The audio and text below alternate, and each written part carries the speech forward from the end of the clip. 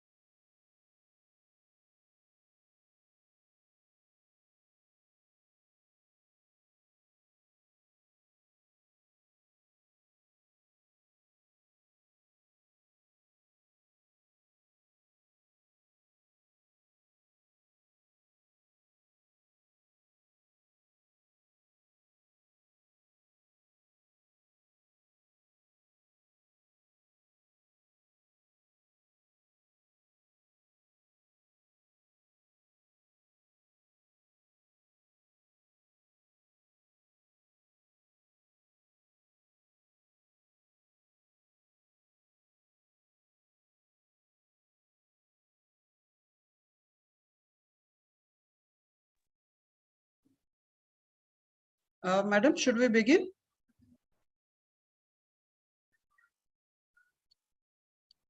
Yes, that's fine. Okay, great. So good morning, everybody, and a warm welcome to everybody once again on this Sunday morning in our next session of Teen Talk series. And today's session being very, very important for parents. It is managing moods in children and adolescents.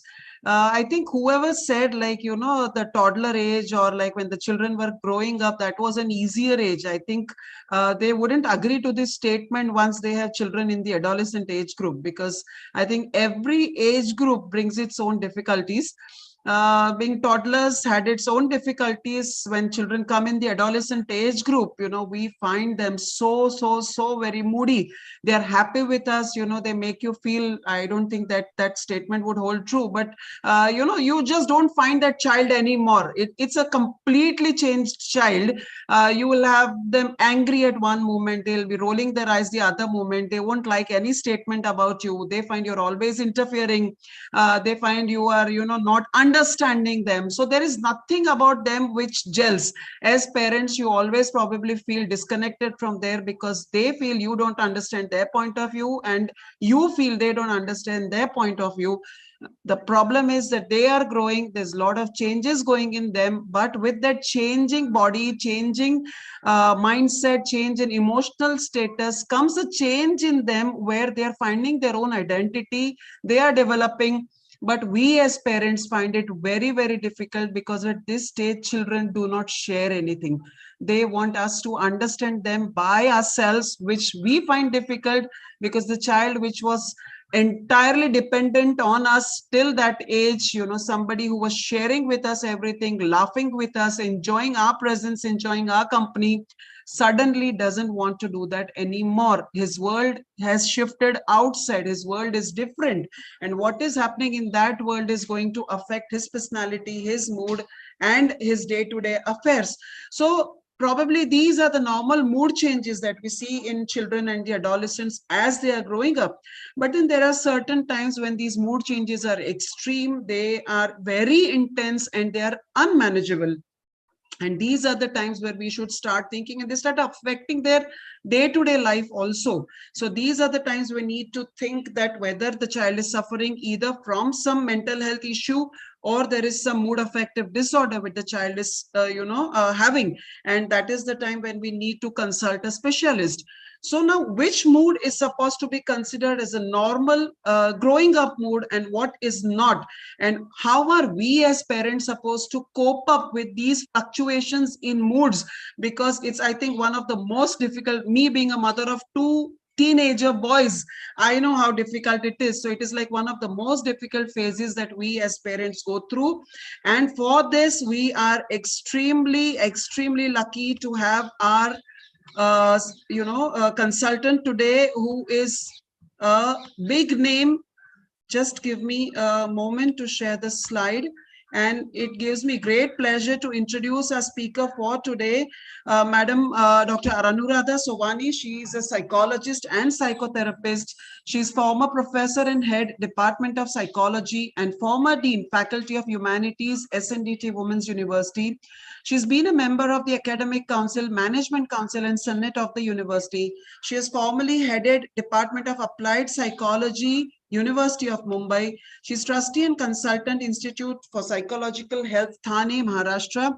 She's national core team member and ethics committee chair for AACCI, co-founder of NoahClick, an innovative online aggregator platform consulting with client organizations, recipient of various scholarships and awards. She's guided 14 doctoral students with 5 nearing completion. She's authored 11 Marathi books in the areas of child mental health, quality of life, couple relationships, and couple counseling and personality disorders. She's published over 70 research papers in national and international journals and book chapters in national and international publications. She has collaborated on several research studies with Indian as well as international researchers from Canada, United States, and the United Kingdom, and has presented her work in Vancouver, the Netherlands, and Belgium.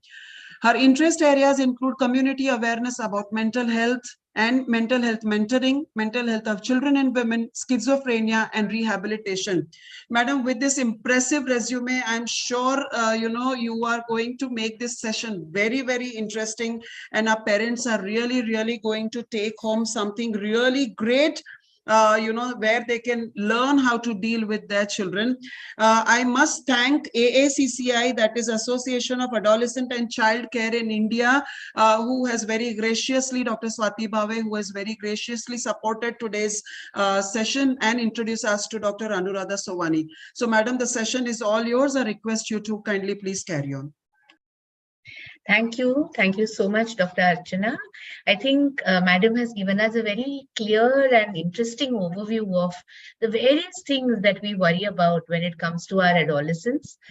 Maybe as parents, maybe as doctors, in whatever role we have an interaction with our youngster. I think managing moods is a very good title that you have given. As part of her introduction, she also showed us what a thin line there is between illness and wellness. So when there is a disorder in the adolescent, and it's true what she said, there is a lot of spurt and bipolar disorders diagnosis in youngsters. There is a lot of anxiety, a lot of depression. And yet, as she said, mood swings and mood changes are very natural in an adolescent age.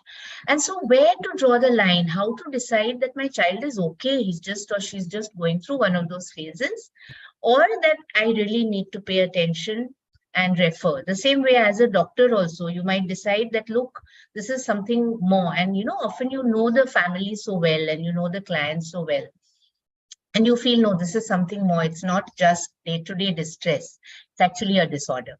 However, today, since we're just going to take about 45 minutes and keep a lot of time for interaction, I'm going to spend less time on the diagnostic, the disorder part of it. One, because I think all of you being doctors, you have a very good idea of the neurochemical changes, the hormonal changes. May I just interrupt you? We are having this session not for doctors. We are having this session for community. Yeah. Right. But I'm sure, like you, there'll be a lot of practicing doctors in that group.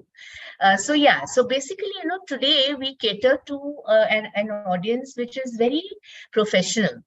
So a lot of the live audiences also, which I talk to, are generally people, with double graduations, higher degrees. And basically we go to the internet, we search for a lot of information, we talk to our friends. So I have always leaned a little bit towards wellness, talking about the well adolescent, talking about how to manage them first. Also, I very strongly believe that the earlier you start, the better, right? So build those communication channels when the child is still young. Dr. Archana was absolutely right. You know, I used to work with a hospital group few years back. And then we had this large group of parents who were doctors in the hospital, who all used to meet up and discuss. And we came up with this catch line, as she said very correctly, that when your children are little, the problems are little. When the children go older, the problems become bigger. So it's as if we start focusing too much on the problematic aspects. And we forget the happy part of, having this thriving, bright, passionate youngster in our house. And we lose that partnership that we had with them when they were little, right?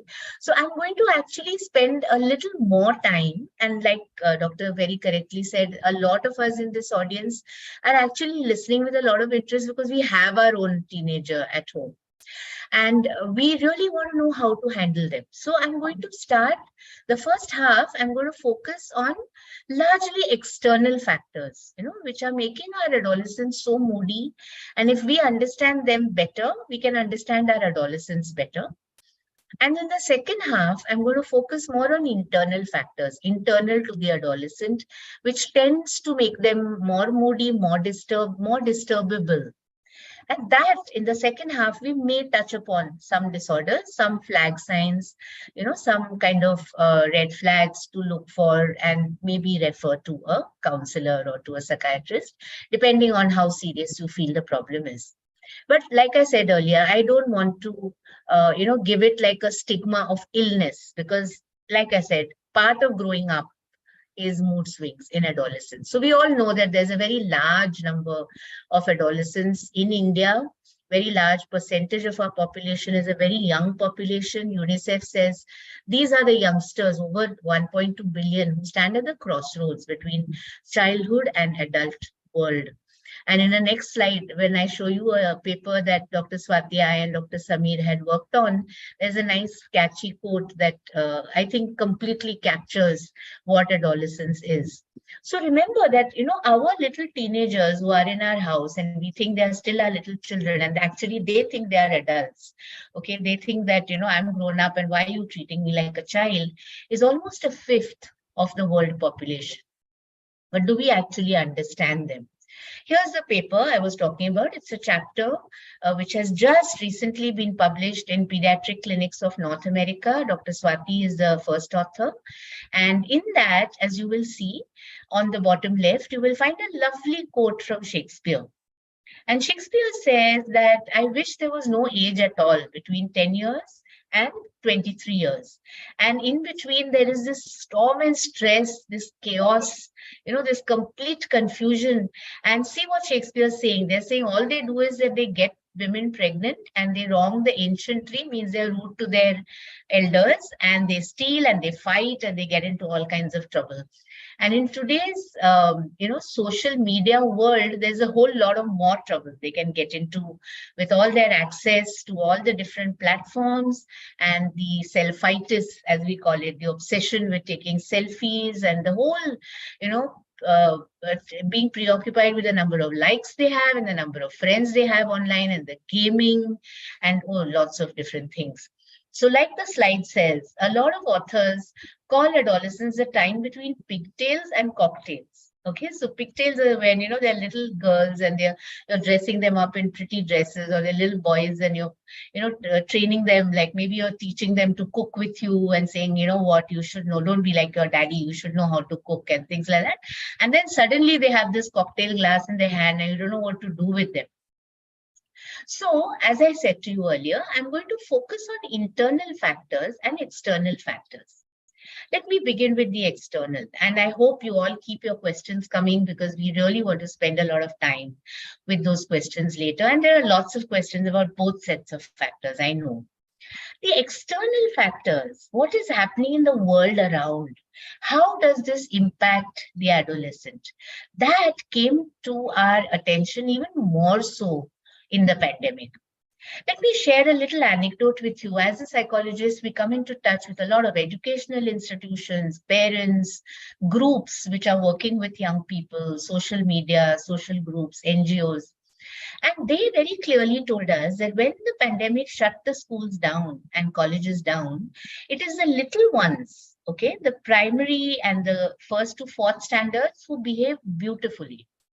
It was very hard for them to deal with school online. They had never done this before, but they were so good. They attended class. Of course, they did their share of naughtiness and shut off the camera and did all those things. But it's the adolescents who had a very, very hard time. They were shut into the house. Their main oxygen, their social life was taken away from them. They were not allowed to go out. They were not allowed to dress up. They were not allowed to look good in front of their peers, and they were miserable.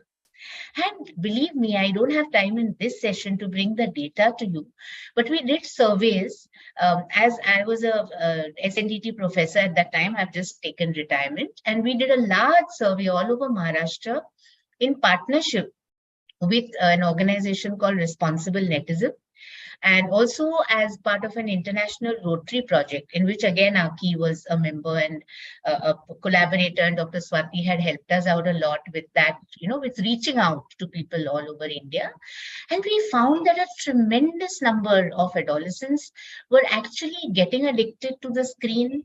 They were admitting that there has been hacking happening with their accounts, that they have been bullied online. So there were a lot of concerns. Add to that the various multiple hormonal changes that we just talked about. And there were many, many factors which were putting pressure on them and which are still putting pressure on them, even if the pandemic is so to say over. Actually, it's not. We all still need to be very careful. But fortunately, we seem to be over the hump, over the worst part of it. So let's start just very quickly focusing, and I won't spend more than 15-20 minutes on this, but the idea is to get us all thinking and get us on the same page with our youngster. And for that, what is required is what we are going to look at.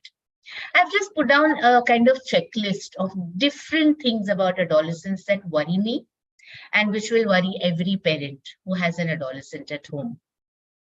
I'm going to touch upon all these factors very quickly. And again, please get your questions coming in, because I know we all have a lot of issues in our minds. So one factor is health. They seem to neglect their health a lot, although many of them are very concerned about body image, as you see, in their behavior, but they very often tend to overeat or undereat or go for zero figure and, things like that, zero size and so on. Knowledge and skills is another issue. You feel this is the age when they should be studying, getting, better qualified, and they don't sometimes think so. Paid work is another issue. I'm looking also, friends, at adolescents who are not only from the middle and upper middle class. Many of us in this group could also know or belong to a class which is like a working class, or you may have people working for you who you're worried about their children. So I think we need to open our eyes also to the wider society around us, not just with the young one or two people that we have in our home. So standard of living, civil and political rights, cultural identity, big things that bother our youngsters. And then finally, of course, leisure and recreation, the physical environment and safety, along with which comes social connectedness. As I just mentioned, their lives are more online than offline. Their faces are more into their phones than in a face-to-face conversation with us. And that troubles us, that bothers us. And we need to know what to do about it. So the first 20 minutes or so, I'm going to spend just talking about these things. We do find that there are a lot of health issues with coming up with adolescents. Some of them are with overuse of screen. So there are issues with eyes, issues with cervical problems because they're constantly looking down into the phone. There are issues with joints like thumb joints and hand joints because they're constantly overusing either the laptop or the phone. There is overeating. They are like couch potatoes sitting in front of the television, binging away on OTT platform. A lot of that went on in the pandemic. Not only with adolescents, also with adults, So all of us are also pretty guilty of doing a lot of OTT during the pandemic, simply because we were imprisoned in our own home and there was time to do it. And there is malnourishment. There is the issue of having enough access to food and yet not eating the healthy food. And there is many studies which are there about malnourishment in middle and upper class adolescents. They could be overweight and they could still be malnourished. So these are some issues. Now, why am I bringing this up here in a group that, we are not preoccupied with only medical profession or health? Because we in our own homes can do something about this. And believe me, all the youngsters that I've talked to are actually concerned about this. So when you find them pigging out in McDonald's or eating, fries or whatever, they actually are feeling very guilty inside. And they're feeling very, very terrible about it, because they are also as well educated on the online platforms and the internet as we are. And so they know that what they're doing is not right. Okay. And then you come up with a lot of people who have young people who have body image issues, binging, purging, anorexia, bulimia. So one should look out for these things in a young person. If you suddenly find a weight change, or you find them being very, very preoccupied, or you find them hiding certain of their food habits from you, I think it's very important. A lot of their moods could be linked with this. It may not be an anxiety, depression, or, the classic kind of trio that we look at mood disorders. It just could be a body image issue. It just could be bulimia, and they could be hiding it from you. So I think it's important to keep those communication channels open. Another very important area is exam stress. Now, here again, we're looking at the great divide between the classes. So in certain privileged classes, you have a lot of exam stress. Again, with AKI, we are doing a lot of studies, all India, on this, and we are using very simple, and a lot of this material is going to get presented in a conference very soon, where children are under the tremendous pressure of examination stress. They're worrying about what others think about them. They're worrying about how they will do in the exams. They're worrying that their whole career and future hangs on this one result of a competitive exam. On the other hand, you have children who don't even get to go to school, and who, even if they do get to go to school, it's not adequate schooling. It's very superficial.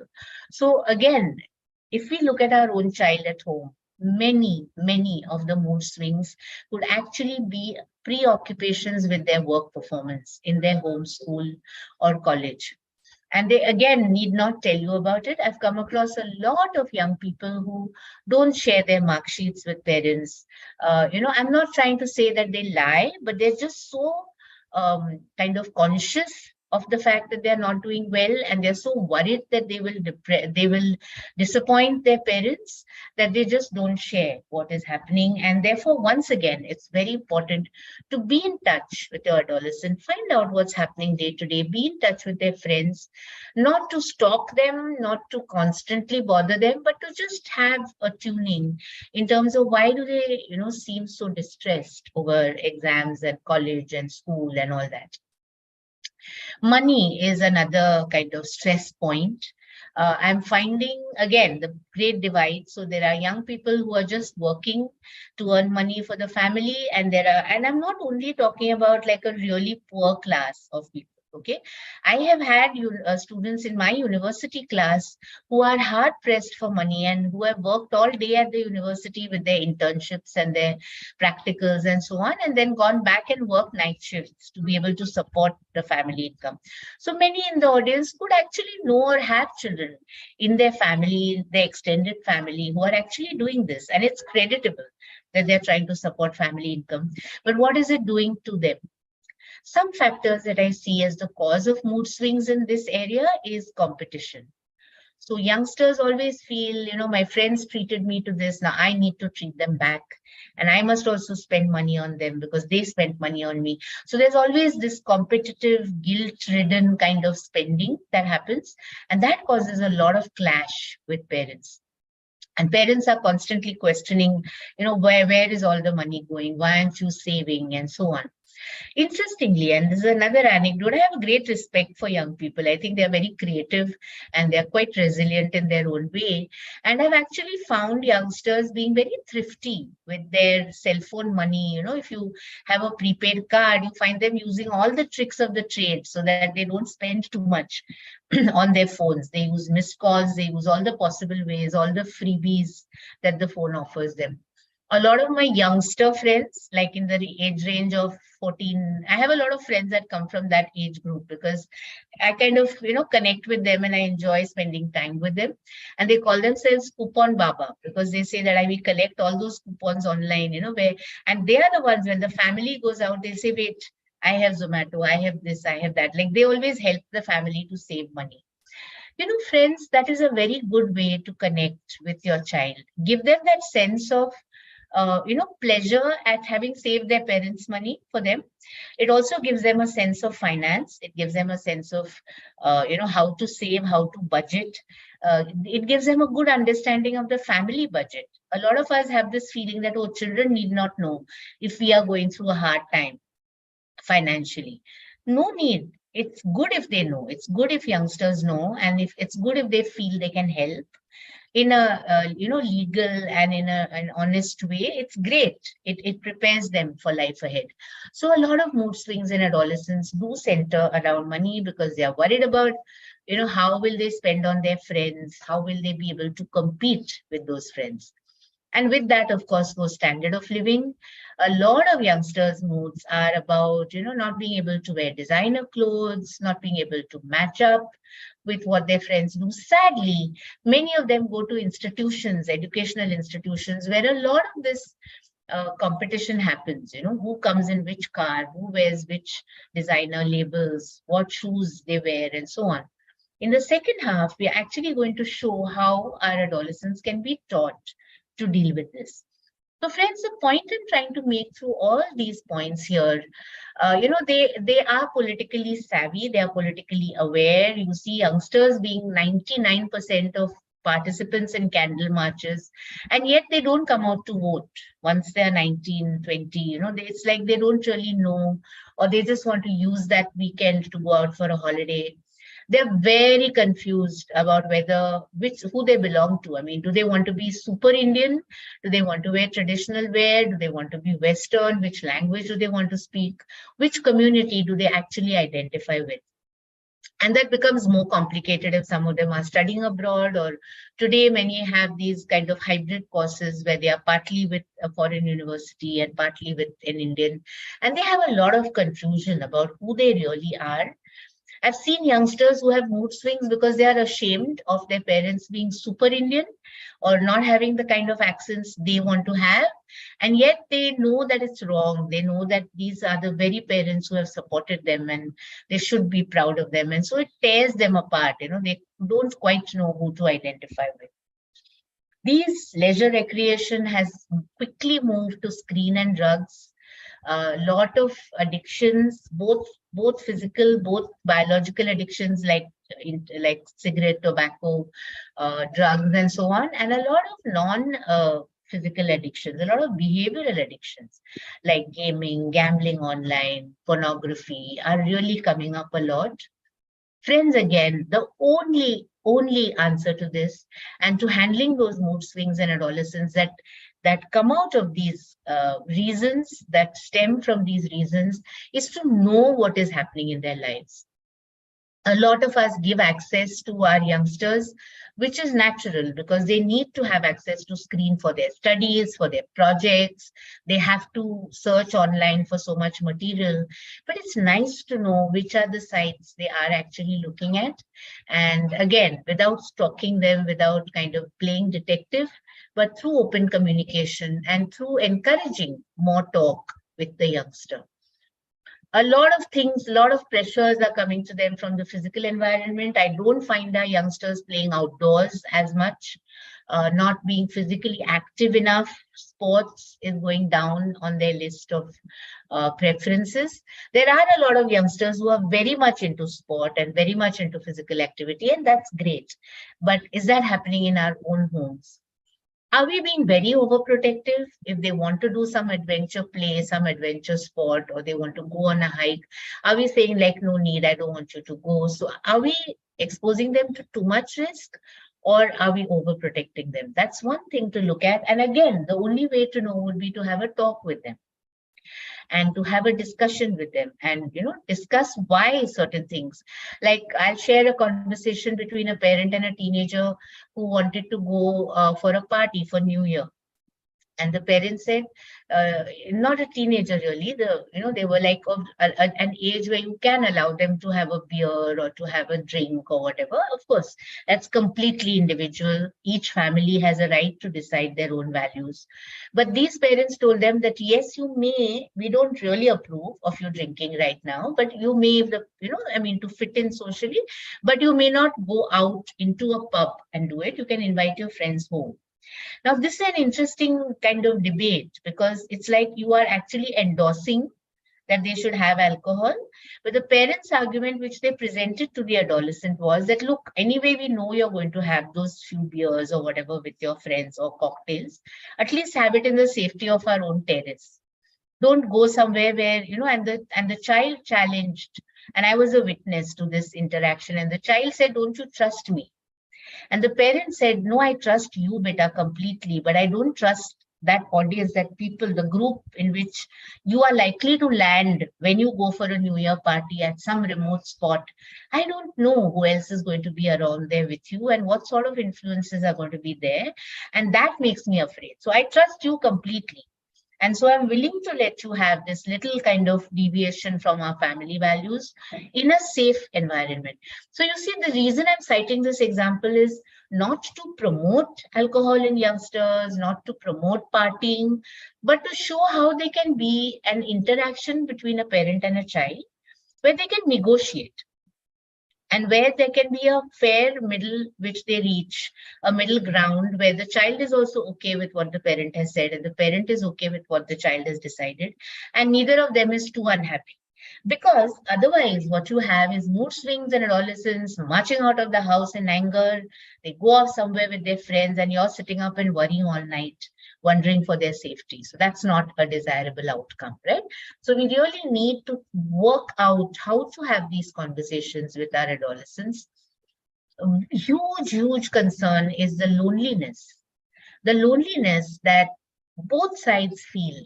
Okay, the parents are also lonely because, like Dr. Archana said in the beginning, they are no longer having that same kind of vibe with the youngster that they had when the person was younger. And the adolescents are also lonely because they liked having that with their parents. They liked sharing stuff with their parents and they felt safe. But they don't want friends, they want parents.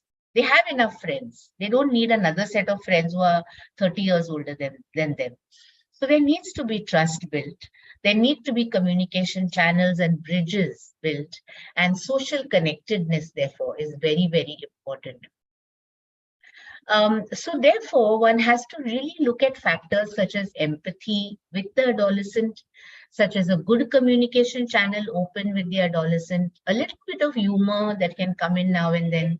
If you're a very busy parent, you can leave little notes or you can send messages or you can put something on the WhatsApp, just ways in which the youngster has a way to communicate with you and you have a way to communicate with the youngster.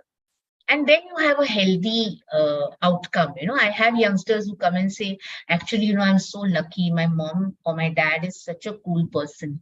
And believe me, cool is one of the best labels you can earn as a parent. So if you're a cool parent, you are made. You have your life made and you have done the right thing because their perception is that they can talk to you about stuff. They can talk to you about relationships. They can talk to you about safe sex. They can talk to you about so many things which otherwise were doors shut with parents. Okay. And now we come to the second half, which I want to talk about their own inner thinking and feelings. All these were external factors. And friends, we don't really have much control over them. We can't control the society. We can't control the educational institutions to which our children go. We can't control the political and social and economic and other happenings around, the changes that are taking place. We couldn't control the pandemic. But we can teach our youngsters by playing a role model, by being a person who does manage their own thinking and feeling.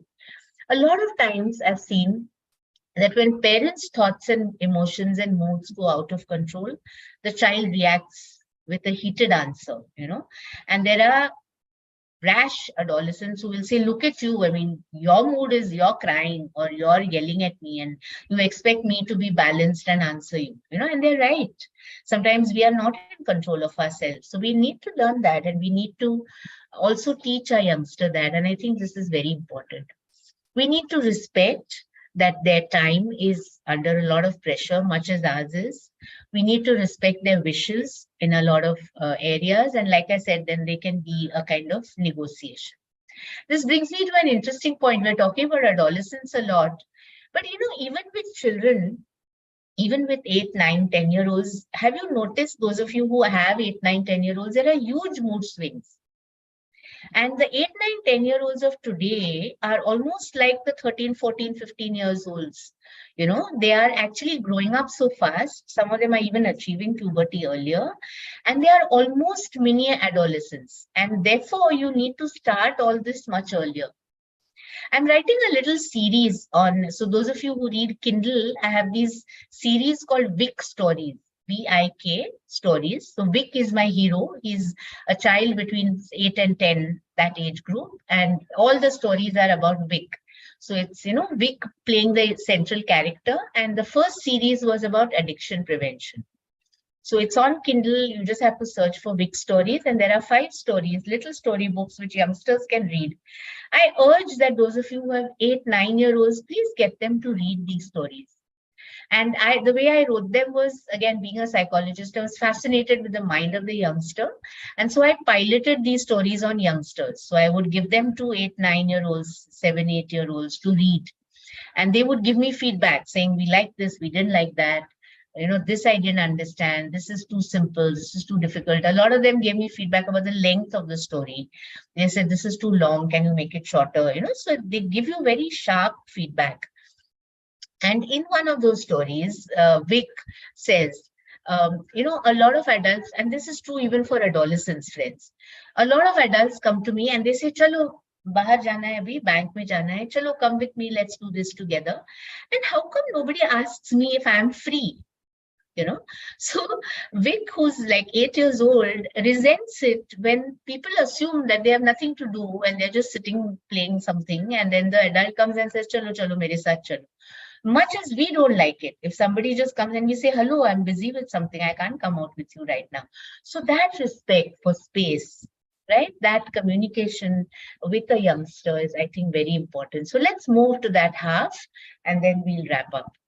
So these are, in a nutshell, some of the good things that we need to develop while working with our adolescents, while communicating with our adolescents. There's a very good psychologist called Dr. Carl Rogers, who has told us that the first 3, empathy, congruence, and positive regard, are 3 qualities that will always ensure a good relationship. He recognizes them as therapeutic qualities. So a good therapist should have empathy, means they should really understand what the other person is feeling, which is, I think, what we need to understand about our adolescents.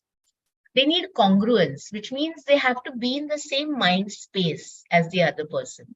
So when that person is going through this extreme distress, there's no point standing on the shore and saying, hey, come on, man, cool down. Things are not so bad.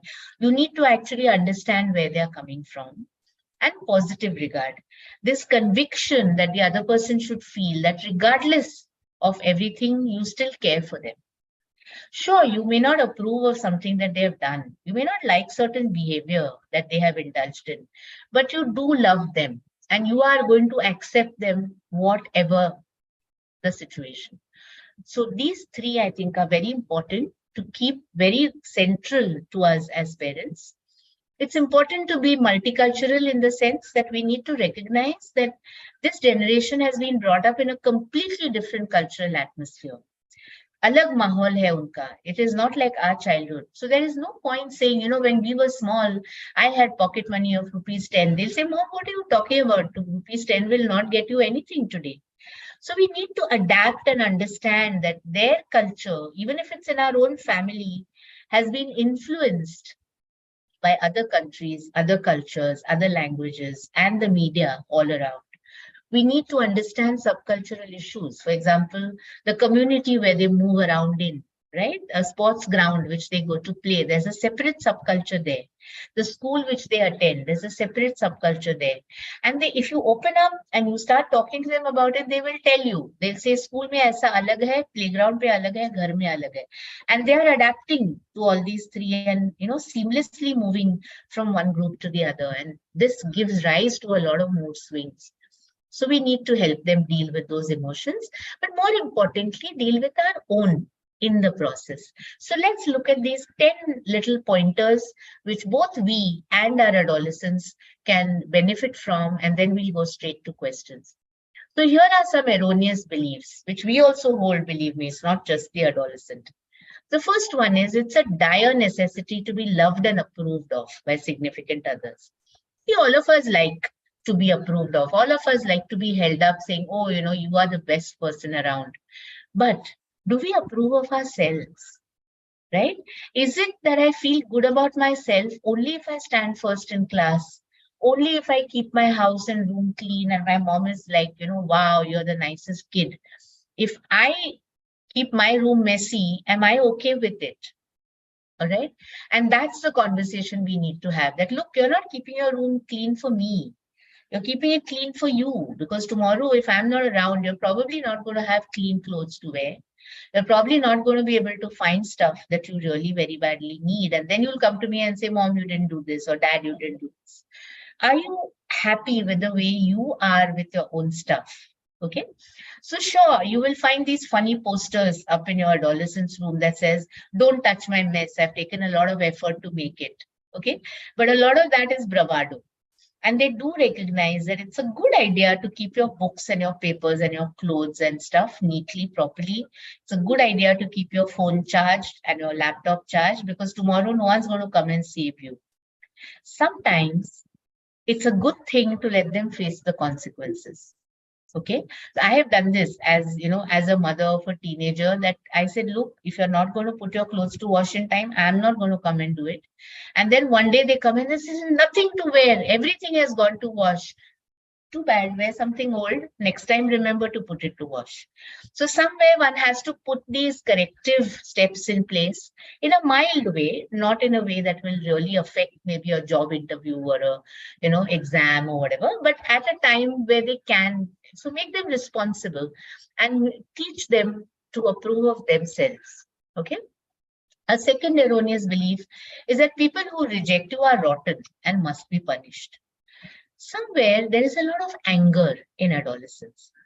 That anger can tip over into a mood disorder at some time. It's like, my teacher is horrible. They always give, bad marks. There's favoritism happening, and so is horrible. And then there's road rage, and this other driver was horrible and he came and knocked me.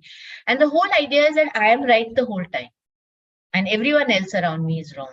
And somewhere, and the same happens in relationships, friends. That's why you have your acid attacks. That's why you have people saying, how dare the other person reject me? I'm going to punish them. And you have to put in the lesson that people have a right to decide. Tomorrow, if somebody else likes you and you don't like them, you have a right to say that I'll stay your friend if you like, but I don't really feel attracted to you. So you have a right to decide, the other person has a right to decide, and we cannot make a blanket statement that sabki galti hai, sabko punish karna chahiye. No, right? And so that anger can be brought into control. There can be distress. There can be a lot of, concern as to why I'm getting a rejection, but it has to be overcome and you have to learn to live with it. A third set of erroneous beliefs, and this is very common in us also. It is horrible when things do not go the way we want them. Okay, so all of us, including our youngsters, say, "Aise kyun hota hai? How come I always land up with all the bad luck? How come things never go the way we want them to?" Right? Useful at such a time is to remind ourselves and remind the adolescent that, hey, there were a few things that went your way, right? Let's list them. Kuch to tha jo aap chahte the aur aapko mil gaya. So it's better to control the situation, make it as satisfactory as possible in the circumstances. Maybe next time we'll have better luck. Sure, things are not going to go the way we want them to. right?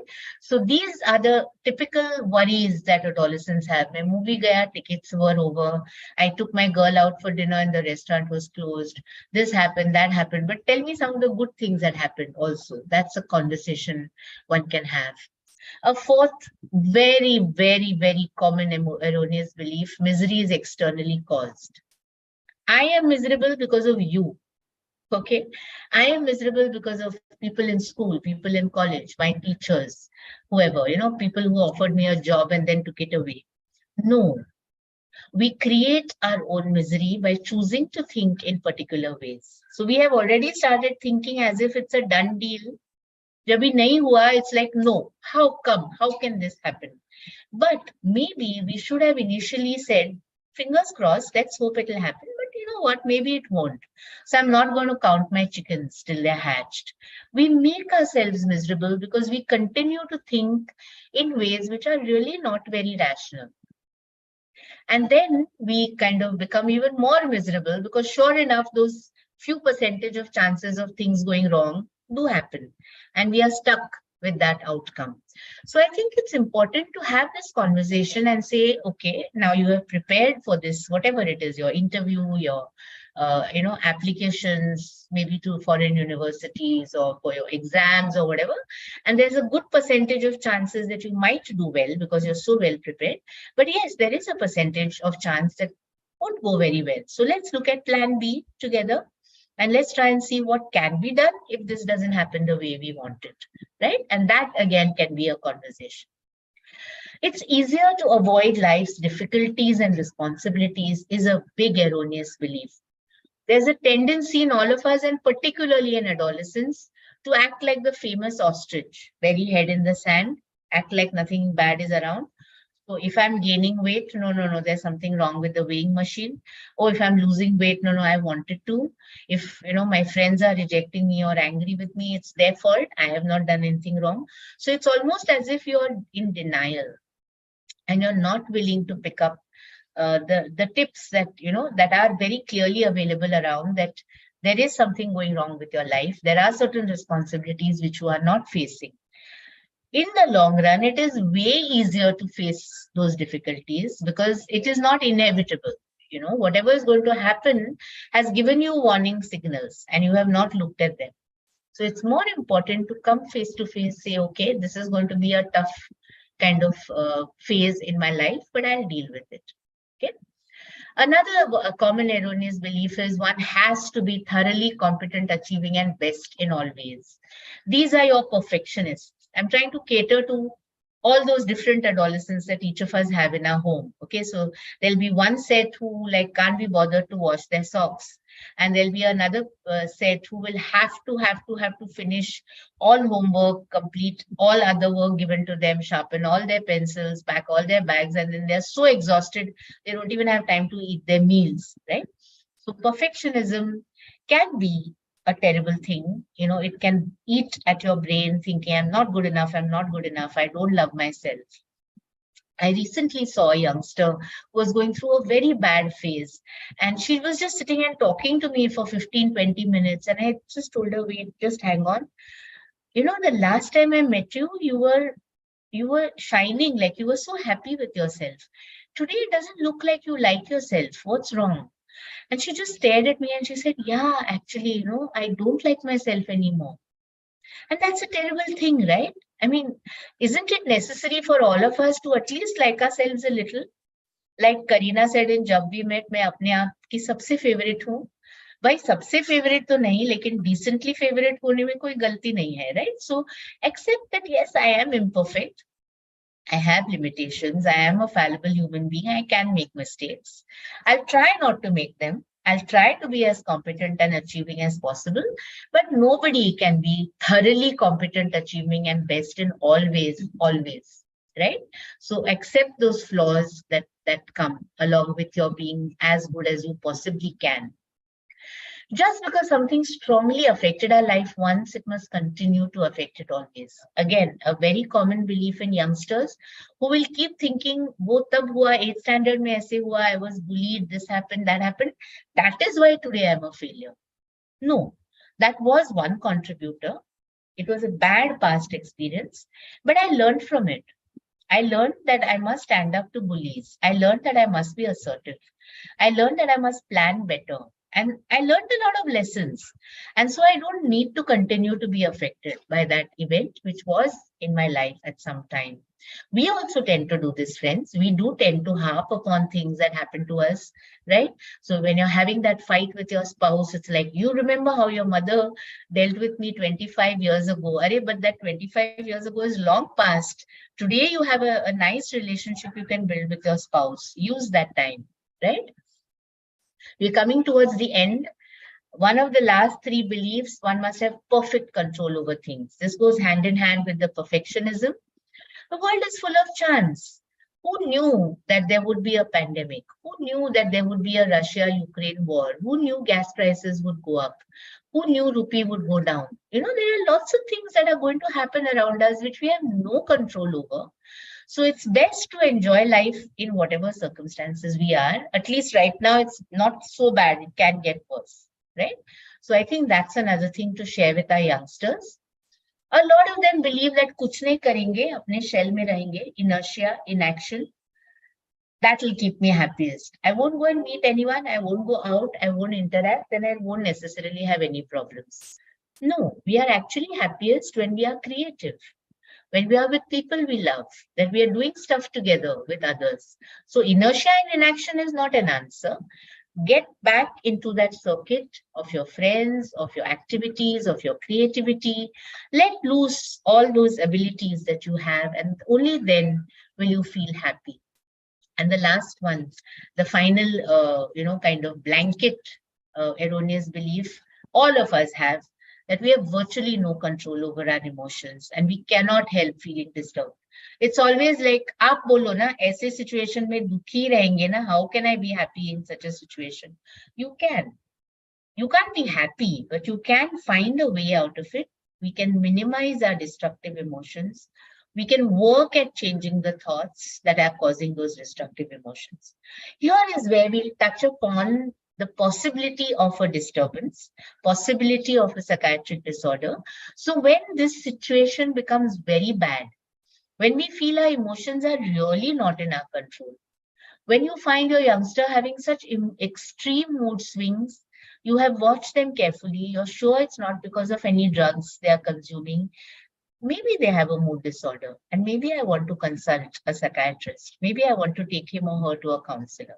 Okay, I find my youngster crying all the time, cooped up in their room, not interested in anything. They used to love good clothes. That's a good marker. Adolescents generally like to turn themselves out well. They like to look good. And when you find your youngster not washing their hair, not shaving, not wearing the nice clothes that they have, clothes are dirty, unwashed, it is a marker of a depression. They're losing weight or gaining a lot of weight. So these are little markers that we have to look out for. A big marker which we must look out for is self-harm. Particularly the younger age group of adolescents can go into, cutting themselves, self-harm, could be pointers of a more serious disorder. I have come across parents who say, I don't know why my child is just wearing full sleeves a lot. It's a red flag, because if they typically didn't wear full sleeves, they're probably hiding certain marks on their hands. And there were a lot of these, phases that came up when there were online challenges and people were competing with each other for self-harm just to be accepted in the group. So look out at this stage when a child is telling you, I have no control over my emotions.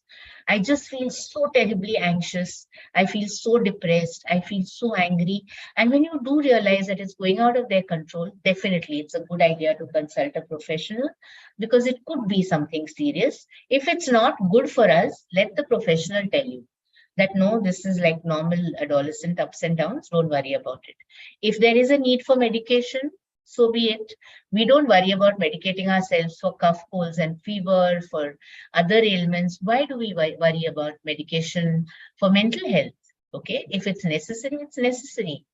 Lot of myths that it's addictive and it'll have to be taken lifelong. Not true.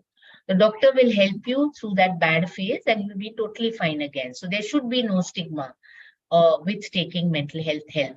So let me end on that note. We went through this list before. If we as parents can have all these qualities, if we can be empathic, congruent, if we can hold our adolescent in positive regard, saying, look, I understand what you're going through, but I still love you and I'm going to look out for you. And I understand what you're going through. I'm going to help you deal with our emotions, but you also help me because I'm also very disturbed as your parent. I also don't know how to deal with this. It's the first time for me. Let's work together and get out of this. Thank you very much. Open to questions. I'm going to stop sharing. Madam, you gave such a wonderful insight. I mean, it was absolutely so very relatable. And there are many times when we create circumstances around us, and the onus is more on us as parents, as you rightly said, because they are going through a difficult phase. Their bodies are changing, their minds are changing, their entire surrounding is changing. For them to adjust to new environments is itself taking a very big toll. And so we as parents need to adapt to their requirements, their mindsets much more. And yes, it is very difficult for the parents also, but then you really gave such a wonderful insight, and I'm sure all the parents are going to be relating to this. So the forum is open to questions. Anybody who wants to ask a question, please raise your hand and I will invite you to ask the question personally. Madam, till then, we have a teenager amongst us who doesn't wish to be named, and she has sent me the questions on a personal chat, so I'm going to just take it up. Sure. It is difficult to balance physical activities and studies side by side. So if one is chosen, the other lags behind. Can you suggest some physical activities which children can do on daily basis without giving away much time? Yeah, I think that's a great question, and that's a very pressing kind of concern because the demands from the educational side are very high. A lot of adolescents try to multitask. Okay, so I've seen adolescents walking the treadmill while reading their papers or their books. I don't think it's a good idea. I think it's good to earmark some time for leisure. Whatever physical activity you enjoy, it could be a game, it could be a sport, it could be running, walking, swimming, yoga, whatever it is you enjoy, take out the time for that.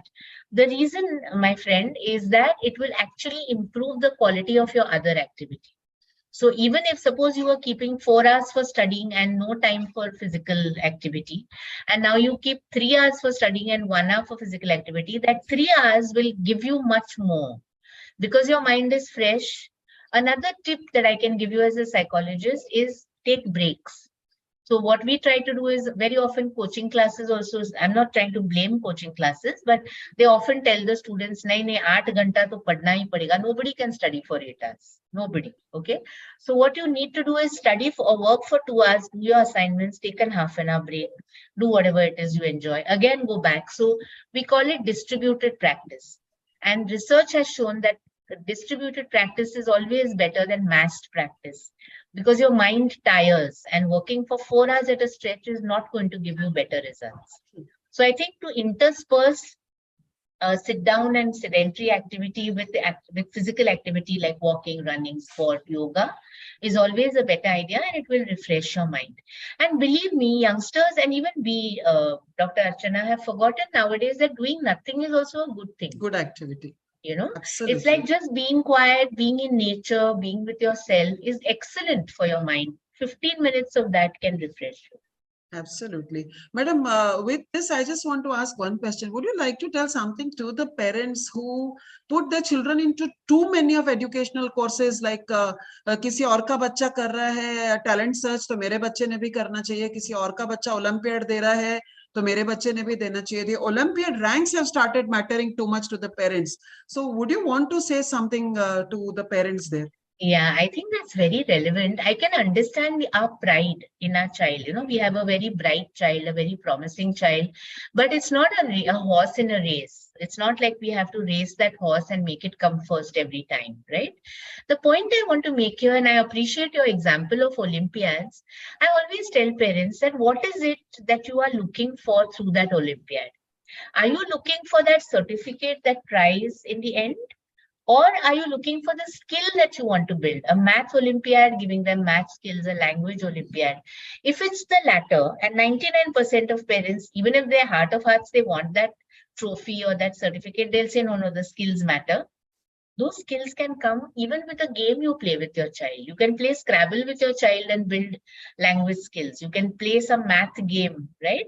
So I think balance the outer pointers of success, which you want to show off to other parents, saying, my child, the chess champion, my child, the music aficionado, with the actual skills which are going to, be useful to them through their lifetime. So if your child has learned music today, or if your child has learned a sport today, it's going to stand them in good stead through their life. If they can write something very well today, it's going to help them in their career in the future. That certificate, nobody is going to see after 3 or 4 years. So I think one should look at the process rather than the outcome. Yes, ma'am. So I would just like to put 2 points here. One is that we have seen, the horses running so much in the first few years, and in 10th and 12th, those horses get tired. And when they're actually supposed to perform, they feel, oh my God, it's not just worth it, and I don't want to do it. So then don't feel like doing it. And second is, take our own examples everywhere, that we all have become professionals. We are into our professional routine, but we don't remember our 10th and 12th marks today, or what certificates we earned at that point in time. They have really become just not important. So the same way, it is not going to be important for them. Let them enjoy their childhood is, I think, what I would like to say over here. They are studying, they know their responsibilities. And what I find in today's children is rather they are much more responsible than what we used to be at that age. They know what they want, somewhere they know what they want. So they do put in their efforts. But if we as parents put in too much stress onto them, it becomes difficult for the children to handle. I think Shreya wants to ask something, madam. I'm going to invite her. Shreya, please unmute yourself, beta. Hi, ma'am. Yeah, hi. I was the one who asked you about the physical activity question, the one that Miss mentioned. What I wanted to ask was, I'm currently in the 11th grade, and my marks are in that grade currently. And the thing is, I feel whenever I take a break, I usually go to the phone or, just listen to some music or something. And I've tried the method that you told us, 2 hours studying and then half an hour break. But then I don't go down in that half an hour or do something like that, because then it extends. So if I am going for a walk or something, it doesn't usually last half an hour, to be honest, because even after studying for 2 hours, if I go down for half an hour, sometimes I feel that kind of guilt inside me that, maybe I'm, wasting my time. And so that's why I tried shorter time method. But in that, the lesser the time for break, the less things you can do in that. So I tried doing 1 hour studying and then like 15 minutes ka break. But 15 minutes mein, what will you do? You cannot go down or, just do any kind of physical activity in 15 minutes. You will have to do something like, listen to music, something that just refreshes your mind. When you're inside the house, you can't possibly go down in that less amount of time. So what should we do about that? Yeah, Shreya, very good question. And you started by saying that very often when I take a break, I go to the phone. And that's actually like the biggest risk factor. Because like you said, that is one instrument which will absorb you so completely. It's like a dark cave you're going into and you're never going to come out. So that's why your other solution of going out for a walk or stepping out of the house. So I always say change the modality. Like if you're doing eye work, if you're looking and reading and constantly, then don't involve something that's going to involve your eyes. So again, don't look at the phone screen or, go out into nature or take a walk. So the simple answer to that is, in your mind, plan for a 45-minute break. Tell yourself, I have half an hour to take a walk. But you know that things will not go off track, even if it becomes 45 minutes. The problem, I'll tell you, and this is a problem even when we are planning professional conferences, we've always hit this barrier. We never keep time for the changeover. So it's session 1, 11 to 1, session 2, 1 to 3. It doesn't work like that. There has to be a 10-minute breather in between. So keep those breathers, because if you finish your walk and you come home, you're not going to race into the house, open your books and start studying. You're going to freshen up a little, maybe have half a cup of tea, talk to your mom or dad, say, Ari, I had such a nice walk today, I met so-and-so, and then you're going to sit. So keep that break. So tell yourself it's a half an hour break, but in your mind, keep it 45 minutes so that you don't feel guilty, as you said, that I've overstepped. Do the same with studies. Keep that cushion less more, like how in math you have mean and standard deviation. So say I want to study for 1.5 hours, but it could be 1 hour 45 minutes, it could be 1 hour 15 minutes. So when there's a logical end to the unit that you are studying, finish, stop, close your books. Because whatever is there now in your mind also needs chewing. It also needs some cogitation, some thinking. So like Dr. Archana and I were saying a little earlier, we don't count for that downtime that our mind needs. Okay, my next big series, just for fun, I'm telling you this. My first one was on addiction prevention. My second one was on inclusion, accepting of people who are different from you, differentially abled, and so on. My third is on childhood happiness. So I'm writing it right now. It's not yet published on Kindle. But if you've noticed, when children are playing, they don't have the clock in their mind. It's not like, chalo, abhi 10 minute mein teddy bear ke saath khel raha hu. They play till they are engaged. When they stop being engaged, they stop and they do the next thing. We have put our lives into these artificial parcels, saying 2 hours of studies. See, when you're reading a new topic, sometimes it can engage you and you might go on for 3 hours. Sometimes it's boring and you want to stop after 1 hour. It's fine. Whatever you have learned, your mind needs to go over again and refresh and try and fit it with the other facts that you have learned. So learn to be a little flexy. Don't get so guilty about time pockets. Yes. So Shreya, you want to talk about something else? You have put on 2 more questions. Do you want to take them up or you want me to take it up for you?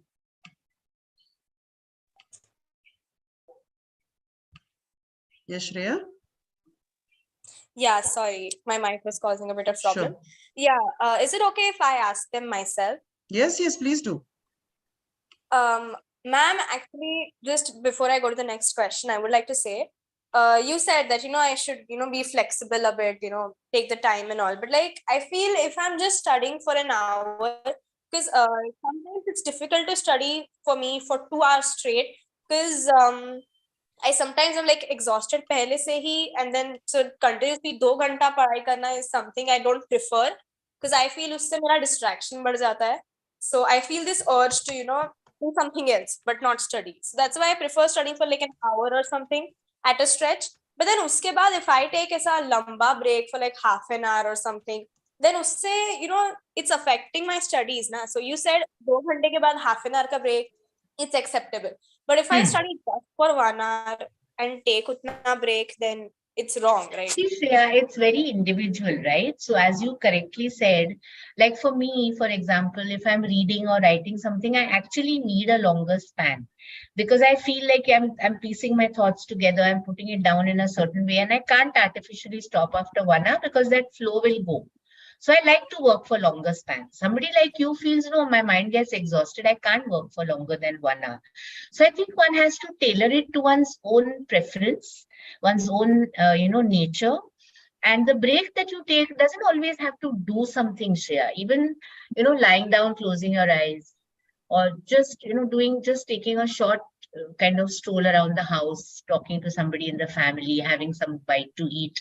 Any of these can be a break. Any of these can be a shift from that activity of study.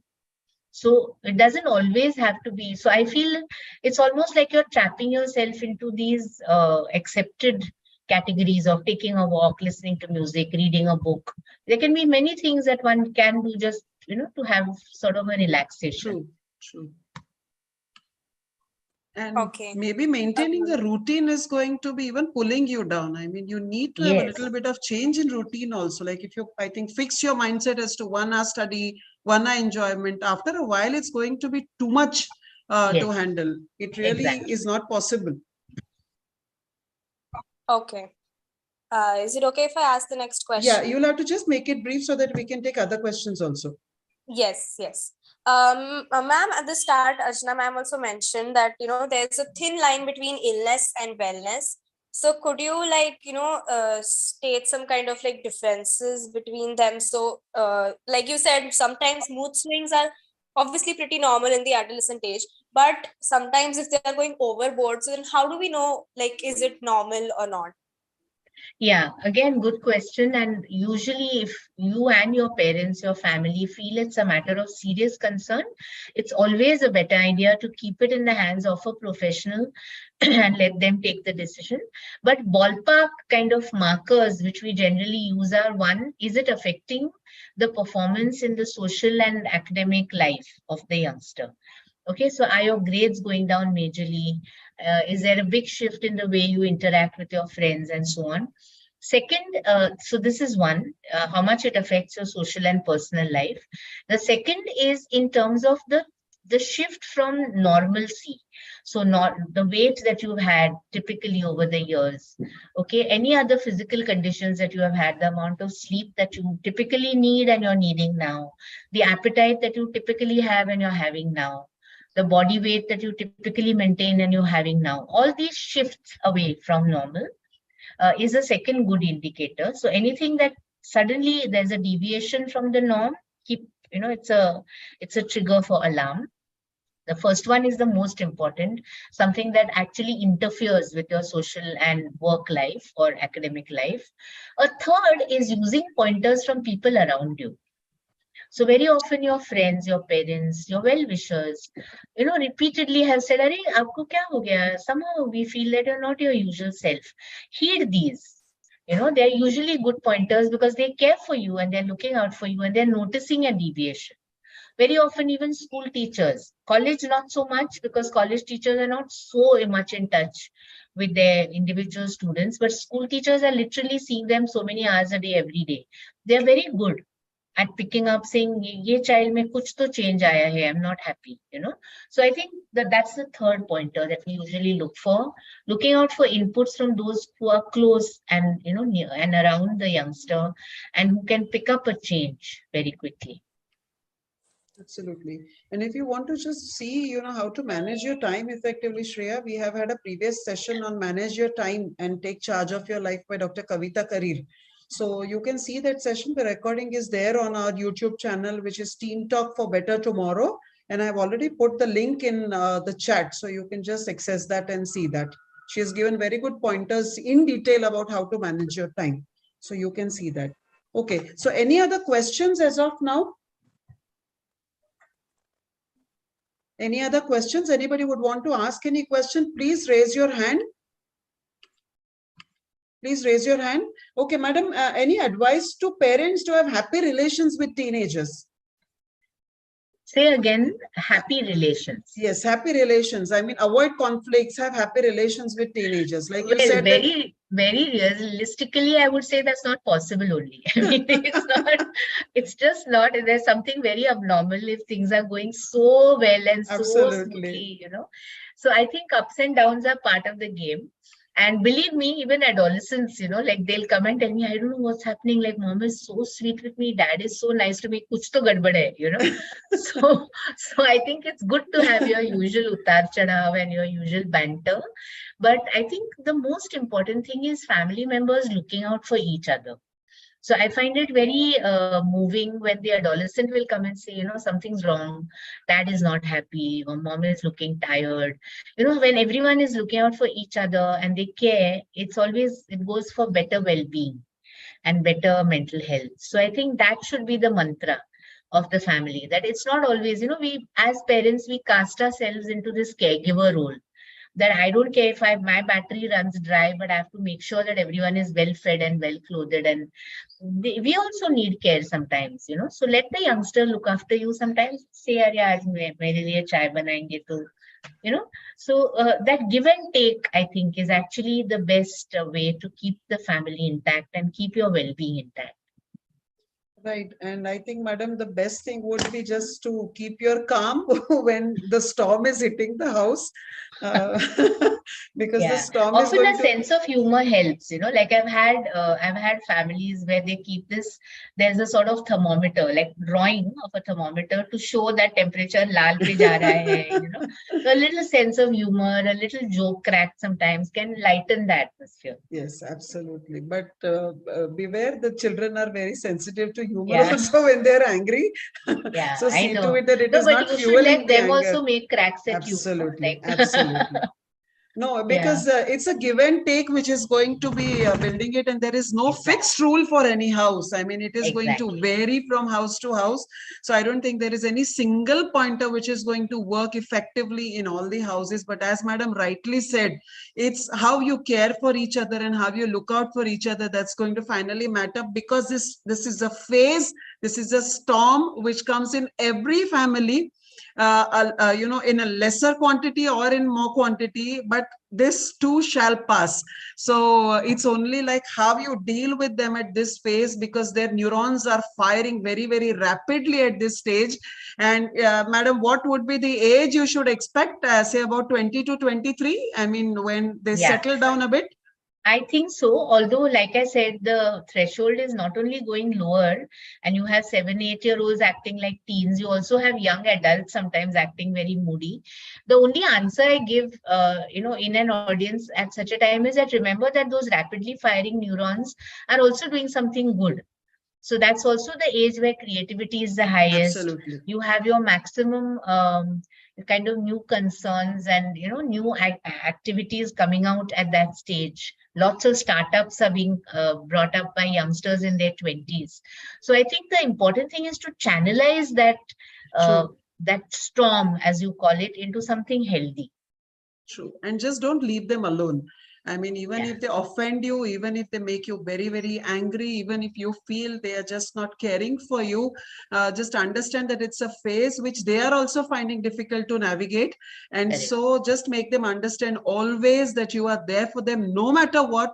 You don't like the behavior which they are putting forward, but you always love them as your children. So they always find a way to come back to you, at least in times of problems. Madam, we have one question again. This girl again wants not to come in the spotlight. How to deal with a friend's breakup? Probably it's an entire session by itself, how to manage relationships. But if you could just take it in a bit of nutshell. Yeah, sure. A lot of people, however, who say that I'm asking for my friend are often asking for themselves. So I think let's answer this from both angles. See, breakups are a natural part of whatever happens in a relationship, because if everyone were to get into a permanent relationship with the very first person that you were with, life would have not been so happy, because you may need time to actually zero in on the exact person that you want to spend your life with. So I think like we said earlier, having that little percentage in your mind of the possibility of something negative, even when one is in the relationship, it's important to keep in mind that this may not last forever. And let me also prepare myself for this, and maybe even talk to my partner about it, saying, these are actually irreconcilable issues between you and me. So what should we do? Because I really don't see eye to eye with you on this. And I know you also don't see eye to eye with me. So sometimes it can help resolve it. Sometimes you can have a breakup, but part as friends. So in the youngsters' vocabulary, that's the worst thing to happen. If your girlfriend tells you, I can just be friends with you, it's like your life is over. But sometimes it's a good thing. And sometimes lifelong friends are actually people you've had a relationship with before, and you realize you're not compatible and you wouldn't be happy together. But it's nice to have such a friend who has understood you so well. So I think that's the best way. You just look at the positive and move on. Perfectly. I mean, breaking a relation is not the end of life. I mean, it is a part of growing up, that you're not going to be with the same person whom you've chosen first time in the first place. So you will be having people coming and going in your life till the time you find the right person with whom you feel like spending the whole life. And still after that, we do have our of course, questions coming in time and again, that is this the right person we chosen? So it's okay, children. I mean, breakups, don't take them so harshly, but even don't invest yourself into it so much that breaking up can, give rise to so many negative thoughts in your mind. It's a part and parcel of your life. So deal with it, I think, fairly good. Madam, you have given such a beautiful insight. So what we said earlier, about even if you're not that person's favorite, at least you're your own favorite. Absolutely. वो तो कम से कम मन में रखना चाहिए. And I think the best of everything is just do not harm yourself in any way. Whatever come may, do not harm yourself in any way.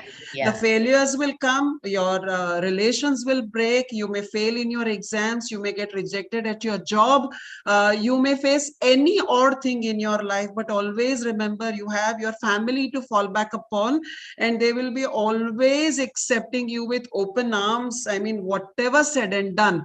And this is again a phase which will pass off. So do not ever think of harming yourself.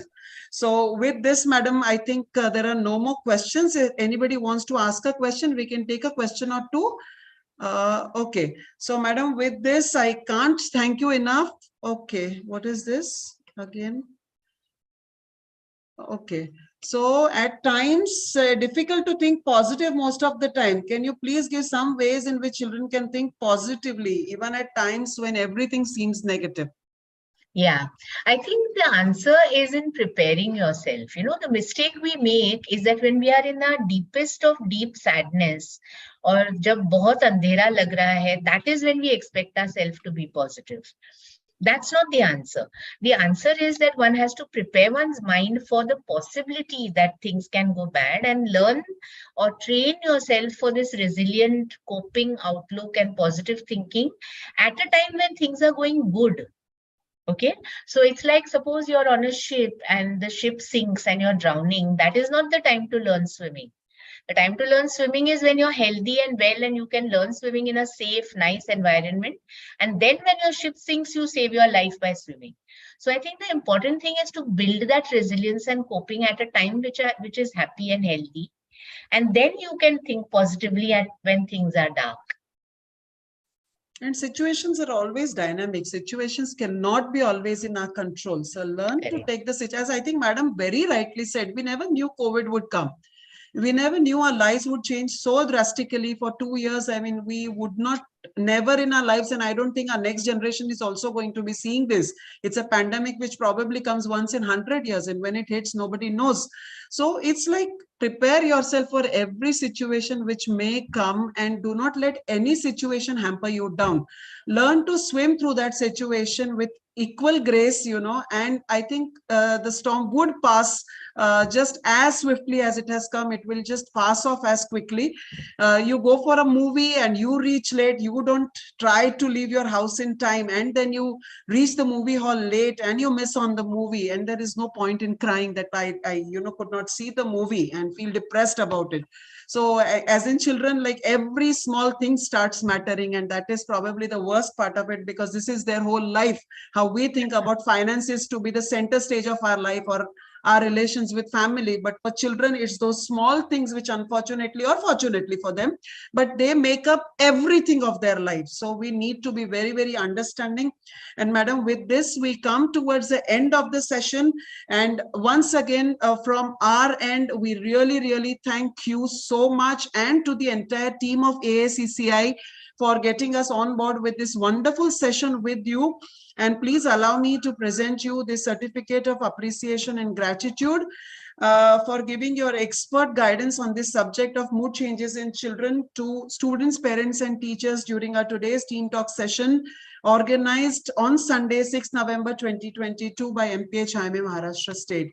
And madam, I'll send you this certificate by mail, ma'am. Thank you so much. Thank you for giving us. It was my pleasure, and I must compliment you. I thought you really conducted the session very well. It was a pleasure working with you.